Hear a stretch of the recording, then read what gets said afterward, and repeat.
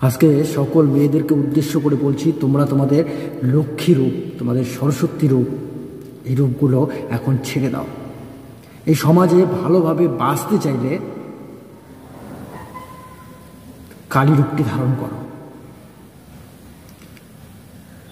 তোমাদের লক্ষ্মী রূপে, সরস্বতী রূপে কেউ যখন সম্মান করছে না, তাহলে কালী রূপ ধারণ করে ভয় দেখিয়ে দাও। তাদেরকে ভয় দেখানো উচিত। যারা মানুষরূপী অসুর, যারা মানুষরূপী পশু, যারা তোমাদেরকে সম্মান দিতে জানে না, তাদের ভয় দেখানো উচিত। তাই আজ কালী রূপ ধারণ করো, না হলে প্রত্যেকটা মেয়ের স্বাধীনতা থাকবে না। প্রত্যেকটা মেয়ের ভিতরেই সারা জীবন এই ভয়গুলো থেকে থাকবে। আজ তোমাদের ভিতরে ভয় আছে বলেই এই সমস্ত মানুষরা, এই সমস্ত পশুরা তোমাদের উপরে নির্যাতন করতে সাহস পাচ্ছে। তারা হয়তো বুঝতে পারছে না, একটা বাচ্চা তার পড়াশোনা করার জন্যে, তার নিজের স্বপ্ন পূরণ করার জন্যে, তার ইচ্ছে পূরণ করার জন্যে, তার পরিবারের জন্যে কতটা কষ্ট করে। একটা ডাক্তার হতে গেলে তাদের কতটা কষ্ট করতে হয়, সেই সমস্ত মানুষরূপী পশুরা জানে না। তারা যদি জানতো, তাহলে এই সমস্ত কিছু ঘটাতে পারত না। আজকে কি হলো কলকাতায় সেই মেয়েটির সাথে? যে মেয়েটির স্বপ্ন ছিল, যে মেয়েটি দিন রাত খেটে পড়াশোনা করে, অনেকটা কষ্ট করে, আবার হয়তো পরীক্ষা দিয়ে পাশ করে তারপরে সে ডাক্তারি কলেজে চান্স পেয়েছে। সে যখন 2-3 বছর হলো ডাক্তারি পড়া শুরু করলো, যখন ডাক্তার হতে শুরু করলো, তার স্বপ্ন পূরণ হতে শুরু করলো, তার বাবা মায়ের স্বপ্ন পূরণ করতে শুরু করলো, ঠিক তখনই কিছু পশু, মানে এদের কি বলবো, এদেরকে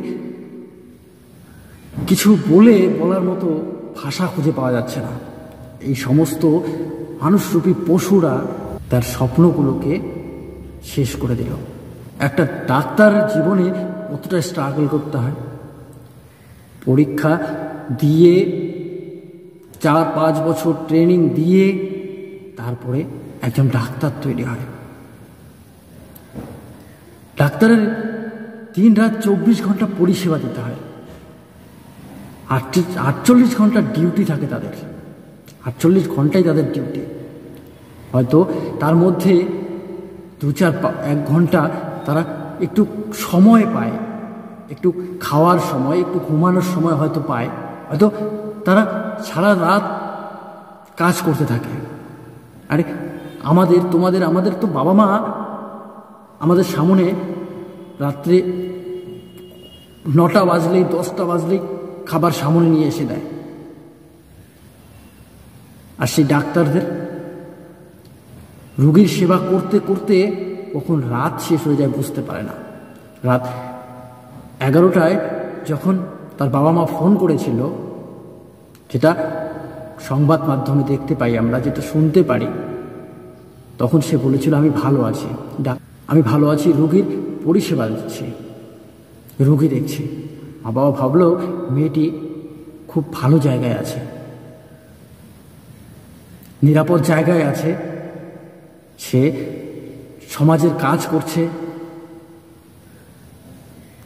সে রোগীর পরিষেবা দিচ্ছে, রোগী সুস্থ করছে, ভালো আছে।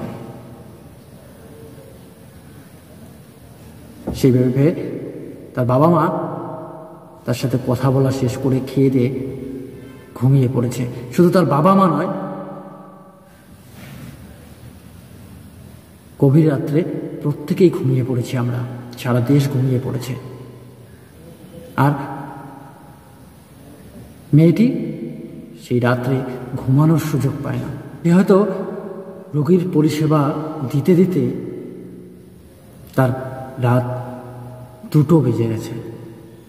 সে একটু কোনো রকমে খাবার খেয়েছে কি না, সে খেয়ে ভাবলো একটু বিশ্রাম করি। তাদের বিশ্রাম করার মতো কোথাও সেরকম আরামদায়ক বিছানা নেই যে বিছানায় গিয়ে তারা আরাম করে শুবে। হয়তো চেয়ারের এক কোণে, সেমিনার হলে গিয়ে সে একটু আরাম করার জন্য শুয়ে পড়েছিল, একটু বিশ্রাম করার জন্য শুয়েছিল। আর এই ফাঁকে কিছু হিংস্র মানুষরূপী পশু,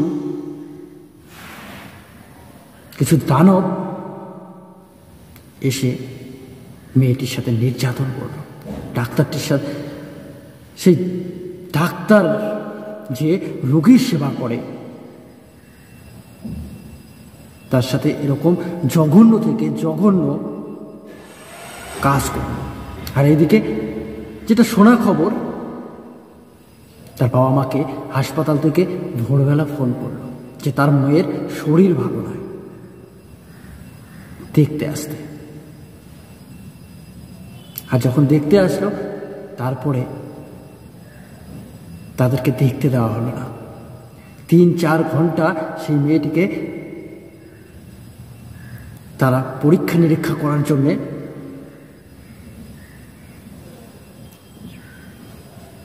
ভেতরে রেখে দিয়েছিল, সেই রুমে তাদেরকে ঢুকতে দিল না। আসলে কি পরীক্ষা নিরীক্ষা? আসলে তারা আলোচনা করছিল, সেই ডাক্তাররা আলোচনা করছিল এটাই যে কিভাবে তাদের হসপিটালটাকে বাঁচানো যায়, হসপিটালের সম্মান বাঁচানো যায়, কিভাবে বাঁচানো যায়। সেই ভেবে তারা সেটাকে সুইসাইড বলে চালিয়ে দিল। সুইসাইড বলে চালিয়ে দিয়ে তার বাবা মাকে এবং সবাইকে বলতে লাগলো। যখন তার বাবা, সেই মেয়েটির বাবা যখন ভেতরে প্রবেশ করলো, দেখলো মেয়ের ছন্ন বিচ্ছিন্ন সেই দেহ দেখে মেয়ের বাবা একবারই বলে উঠলো, এটা সুইসাইড নয়, আমার মেয়ে আত্মহত্যা করতে পারে না। তখনই সবাই জেগে উঠল। কি দোষ করেছিল মেয়েটা? নিজের স্বাধীনভাবে বাঁচতে চেয়েছিল, সমাজের জন্য কিছু করতে চেয়েছিল, অথচ তার সাথে এরকম একটা জঘন্য থেকে জঘন্যতম কাজ করে ফেলল। আজকে হয়তো অনেকে ভাবছে যে কলকাতায় ঘটেছে ঘটনাটা, আমাদের সাথে তো ঘটেনি। তাদের উদ্দেশ্যে বলবো যে ভবিষ্যতে যে আমাদের সাথে ঘটবে না, আমাদের বাড়ির মা বোনদের সাথে ঘটবে না, তার কি কোনো গ্যারান্টি আছে? আজকে যে সকল ভাইরা ভাবছো যে তোমাদের বোন তো নিরাপদে আছে, আজকে যদি আমাদের বোনেরা যদি তাদের ভালো কিছু করার জন্যে, কোনো কাজ করার জন্য কোথাও থাকে, আজকে এমনটা যে রাত্রে হবে না যে আজকে আমার বোনেরা রাত্রিবেলা আমাদের সাথে কথা বলার পরের দিন আমাদেরকে এরকম একটা দৃশ্য দেখতে হবে।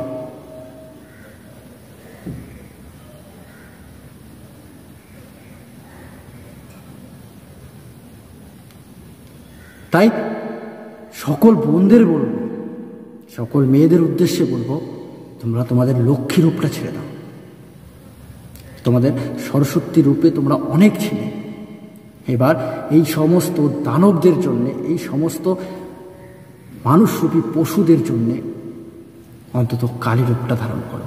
কিছু মানুষ আছে যারা এই সমস্ত নোংরা কাজ করতে ভয় পায় না, তারা ভাবে কি হবে, কিছু 2-4 বছর জেল খাটবো, ঝামেলা শেষ। যার জন্যে এই সব মাইন্ডসেটের মানুষরা এই সব জঘন্যতম কাজ করতে সাহস পাচ্ছে। আজকে আমাদের দেশ, আমাদের সমাজ যদি একটা সঠিক এদের জন্য শাস্তির ব্যবস্থা করত, তাহলে এরা এই সব মাইন্ডসেট করতে পারত না। তাদের মৃত্যুদণ্ড দেওয়াটাই উচিত, কঠোর থেকে কঠোরতম শাস্তির ব্যবস্থা করা উচিত তাদের জন্য।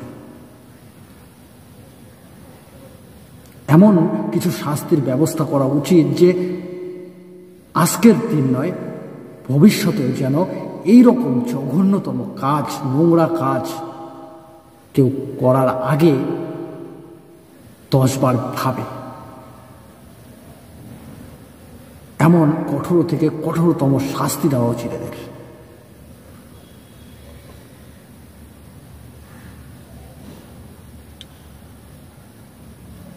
আর যদি তারা শাস্তি না পায়,